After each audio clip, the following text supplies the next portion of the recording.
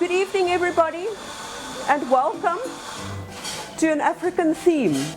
When I thought about what I wanted to say about Africa, I realized that I'm standing here as an ambassador for a very, very large nation and a very diverse nation of people.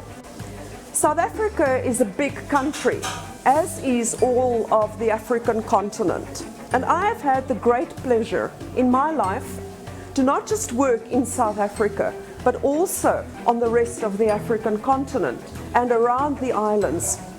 So when I went through my own country in terms of the work that I did, I realized how much there was for me to know. And once again, I realized just how diverse our country is. You know, the country has 11 official languages. So you can imagine the grammar nightmare we have when it comes to learning languages. I can speak 4 of our languages back home. I also speak French, but English is my first language.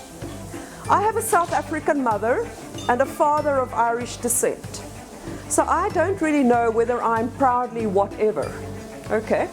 The flag that we have represents the colors, a lot of the nationalities that I represent.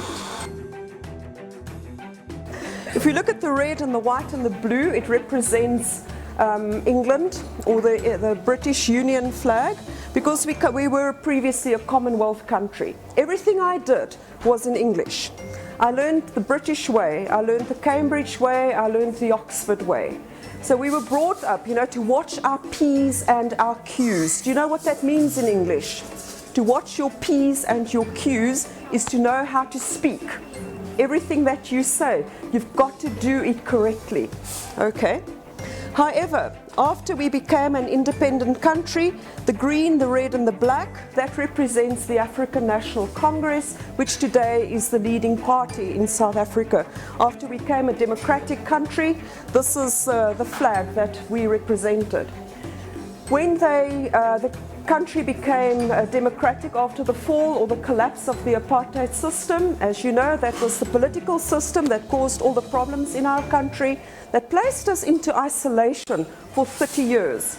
So for 30 years, the rest of the world ignored us. They didn't want to play with us. So we were forced to play with ourselves. We learned to advance in our own industry. We learned to advance in farming. Everything that we did, we had to do for ourselves. Needless to say, thank goodness, that is not part of our life anymore. I'm not going to make any excuses for the history of our country. But this flag was designed by a guy with the surname of Frederick. He also designed the flag in Namibia. But before we got to a new flag,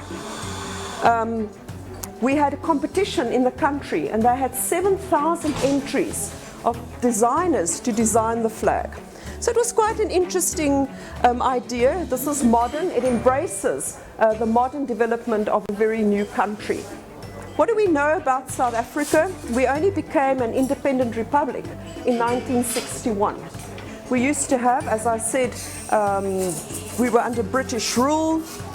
We also became known as the Union of South Africa, and eventually we became a democratic country, which is a great place to be.